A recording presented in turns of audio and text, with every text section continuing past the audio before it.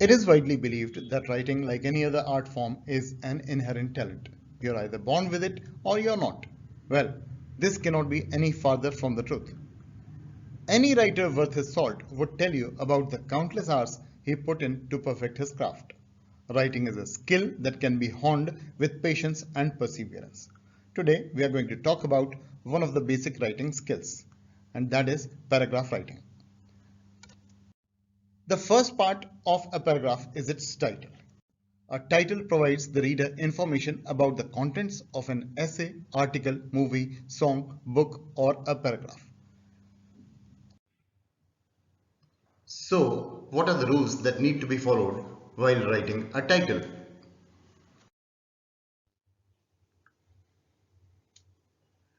A good title is usually short. It may even be a single word. It is usually not a complex sentence. It is usually catchy. Let me explain these one by one. A good title is usually short. Long titles confuse the readers, whereas smaller titles help readers focus. They also generate curiosity. If a title is a complex sentence, it will contain too much information and it will damage the prospects of the paragraph. A catchy title is specific but not too specific. It has enough information to stoke the curiosity of the reader, but it does not provide too many specifics, and the reader is compelled to go through the paragraph to find the details.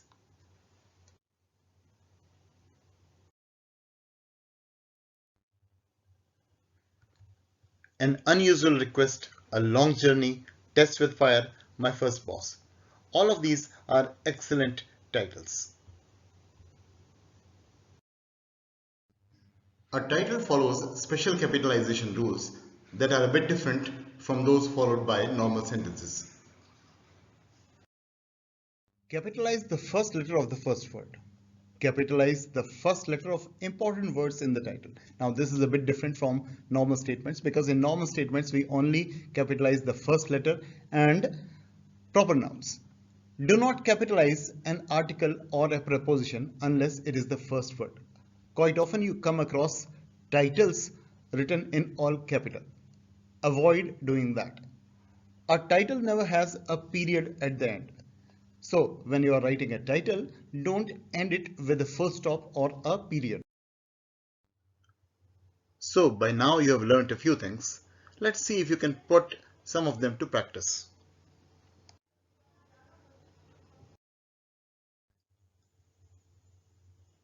Each of these titles breaks at least one rule we just learned.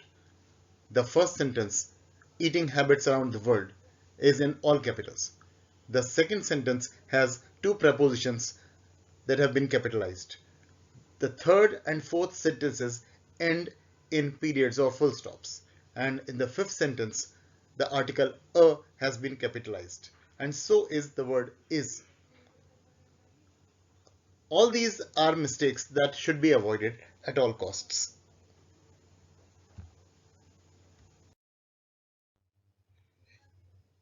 Now that you know all about the title of a paragraph, let's move on to the layout of a paragraph. A paragraph consists of three main parts: a topic sentence, supporting sentences, and a concluding statement. Let's talk about them one by one. A topic sentence tells about the main idea of the paragraph. It is usually found at the beginning of a paragraph. A good topic sentence has the following features. Let's discuss them one by one. It controls or guides the whole paragraph. Supporting sentences and concluding sentence can build upon the topic sentence. It is not a fact that everyone accepts as true. Let's take an example to understand this. Suppose I say, cats are animals. Now this statement is true, but it cannot be disputed as it is a fact. On the other hand, if I say, cats are mysterious animals, now I can talk about how cats are mysterious animals and I can give various reasons for that. A good topic sentence is specific but not too specific.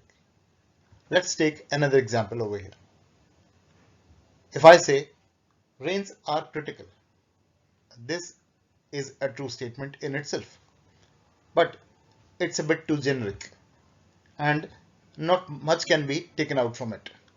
On the other hand, if I say rains are critical to life on Earth, this gives me a chance to specify how life on Earth depends upon rains. Why is it a good statement? Because it has a controlling idea.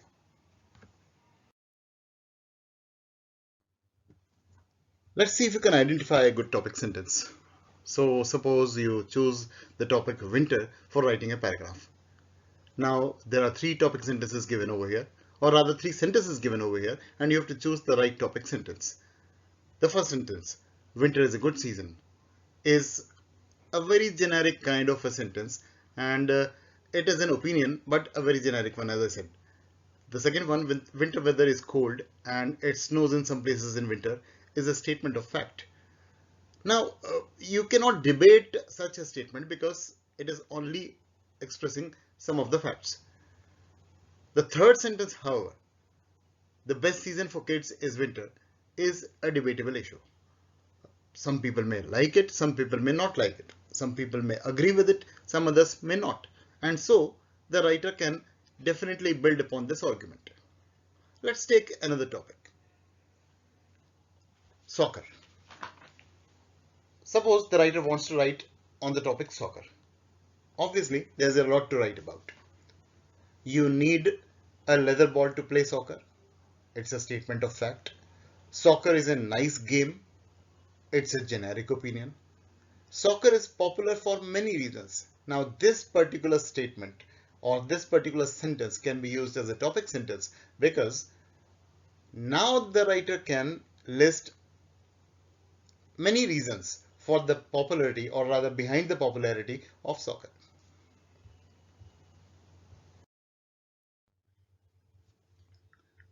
While talking about topic sentences, it is imperative to understand the importance of controlling ideas. A controlling idea is a part of the topic sentence. It focuses the attention of the writer on any particular aspect of a topic. It helps guide the flow of ideas in the paragraph. Let's try and understand this with the help of a few examples. Although buying a house may seem appealing, renting an apartment has many advantages. In this particular sentence, renting an apartment is the controlling idea as it contrasts renting an apartment with buying a house.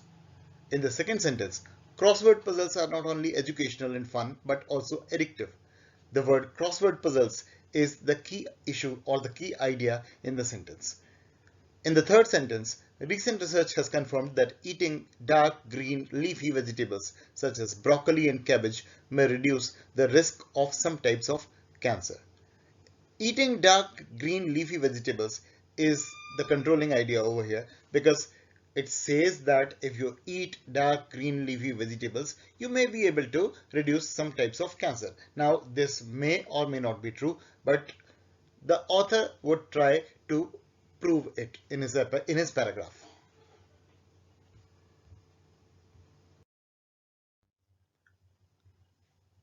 Here are three sets of sentences containing three sentences each. Let's see if we can find out the topic sentences amongst these. In the first set, the second sentence, that is, research has shown that girls are better at languages than boys, talks about a recent research that claims that girls are better at languages than boys. The author can easily build his argument upon this statement. Some people might agree with this while the others might not, and that's why it is a good topic sentence. In the second set, the first sentence, cats are better pets than goldfish for many reasons, seems to be the topic sentence because the author can talk about all the reasons that make cats better pets than goldfish.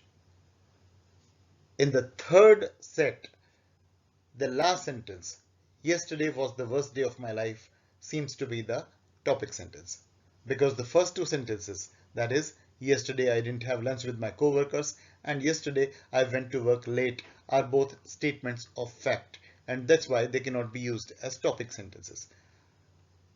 The third sentence, however, can be used as a topic sentence because The writer can easily talk about all possible things that might have happened on that particular day to make it the worst day of his life.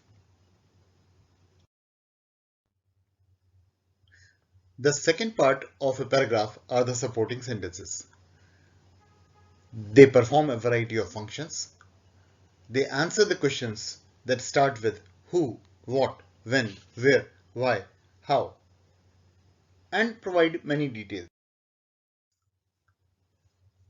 They can explain the ideas mentioned in the topic sentence or describe people, places, things, concepts, scenes, and so on. They may talk about the reasons behind certain phenomena. They may provide facts or examples or even define something.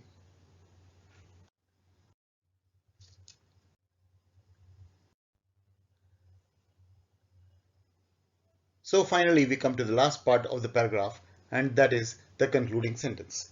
No paragraph or essay comes to a logical end if the author doesn't provide his concluding thoughts after analyzing an issue. The conclusion may be in the form of an opinion, prediction, or even a suggestion. A writer must be careful enough not to provide any new information about the topic in a concluding sentence. A concluding sentence is generally the last sentence of a paragraph.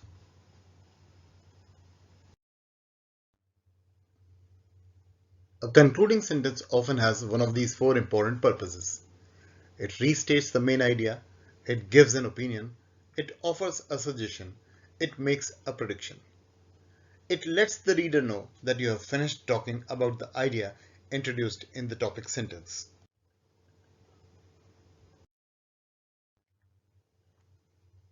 Before winding up this video, let's do a quick recap. A paragraph consists of a title, a topic sentence which has a controlling idea, some supporting sentences, and a conclusion. Now that you know how to write paragraphs, I hope you will use your newly acquired skills in writing better paragraphs and subsequently better essays. In the next video, I will talk about different types of paragraphs and how to use them in essays. Till then, keep writing.